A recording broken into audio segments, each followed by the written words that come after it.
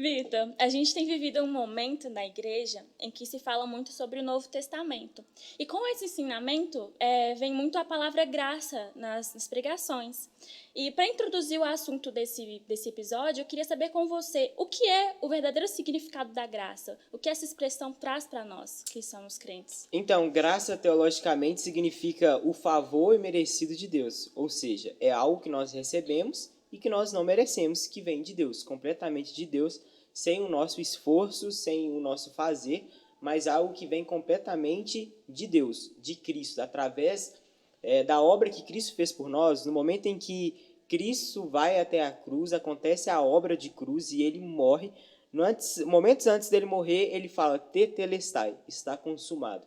Naquele momento, nós vemos que Cristo morreu e o véu do templo foi rasgado de cima a baixo, no sentido de abrir, o templo foi aberto, e agora um lugar onde ninguém via, todos podem ver, todos têm acesso, e a graça começa a partir do momento que Cristo ressuscita e traz vida a todos nós, aonde nós não poderíamos ter.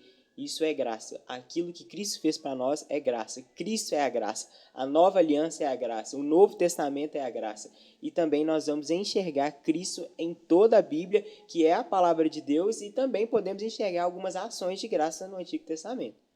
Que ótimo você ter entrado nisso, que essa é a próxima pergunta. Porque para se pregar graça, utiliza-se majoritariamente o Novo Testamento. É muito difícil ver uma pregação sobre graça utilizando o Antigo Testamento. Qual o motivo disso? Não existia a graça no Antigo Testamento, não existia menção a essa graça, não existia nada sobre isso no Antigo Testamento? Ou tem algum outro motivo? Bom, a realidade de vermos as pessoas, os pregadores, os pastores pregarem sobre a graça no Novo Testamento é que a graça foi exposta a todos nós no Novo Testamento. A graça é a partir da nova aliança que Deus fez com o homem. Através da obra de Cristo, Deus fez uma nova aliança com o povo. Então, por isso, nós vemos a graça está reinando no Novo Testamento e por isso é pregado a graça no Novo Testamento. Porém, nós podemos sim enxergar algumas ações de graça no Antigo Testamento, porém, o Antigo Testamento estava baseado num tempo da lei.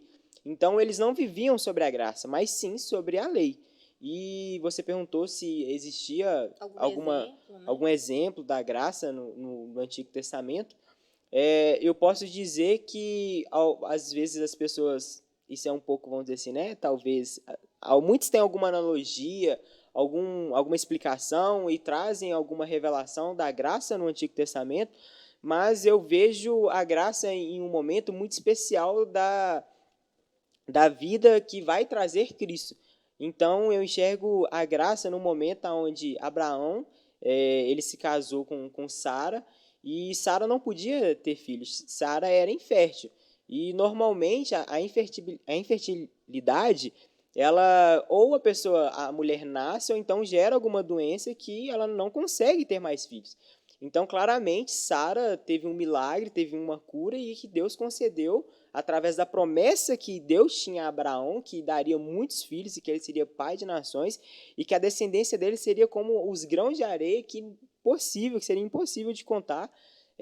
Sara foi curada, então eu vejo uma expressão de graça na vida de Sara. Sara teve um filho e aquele filho se chamou Isaac, e Isaac acontece a mesma coisa com a vida de Isaac, a mulher de Isaac, que era Rebeca. Rebeca, ela também era infértil e Deus cumpre a promessa que fez a Abraão e novamente derrama sobre a vida de Rebeca a graça, e ela é curada e consegue ter filhos, e aí gera Jacó também, que na verdade, vamos dizer assim, né, quem roubou a herança de Esaú, que era o filho mais velho.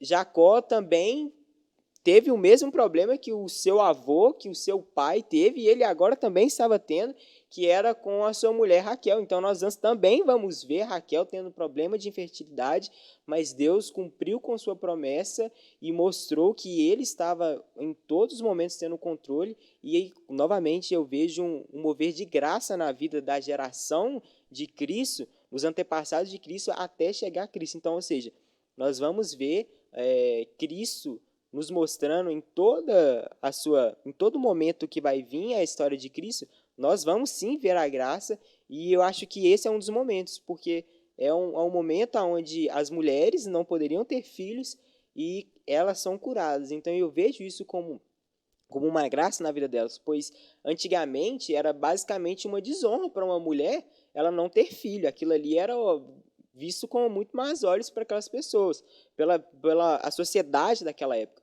Tanto é que as pessoas que tinham escravas, ela pegava a escrava dela, entregava para o marido dela, para ela ter relações, e através dessa relação, ela ter filhos, e aquele filho que saía através da escrava era considerado filho da esposa.